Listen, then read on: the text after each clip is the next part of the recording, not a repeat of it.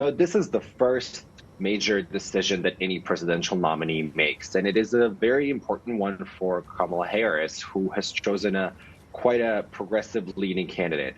However, it's also important to know that Tim Walz has not just been a progressive governor or congressman. He has a background of someone who is easily relatable across the board as a former teacher, as a former football coach. So I think when it comes to his progressive stance, yes, there are things that are going to definitely relate to the Democratic base, such as universal background checks, such as his support for women's reproductive rights, as well as the universal school lunches that were provided to the Minnesota school children. So I think in part there is a base there to claim that he's a progressive candidate, but at the same time, what she's tapping into it with choosing Tim Walz is someone who has been incredibly effective communicator in terms of not only in terms of communicating to the Democratic base, because he was reelected so many times in very difficult districts, but also someone who has been able to effectively communicate towards GOP and about Donald Trump and JD Vance in the past. And that has been something that Democratic Party has been struggling in the past.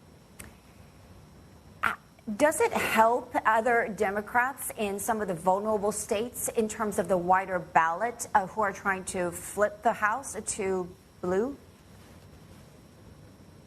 I think certainly Tim Walz is going to bring one unique characteristic. He's known as a kind politician, as a sincere politician, and the Democratic Party has a wide backing. However, usually vice presidential candidate, they often don't make that big of a difference of the final outcome of the elections. However, I don't think he's going to necessarily, he might not fit that mold.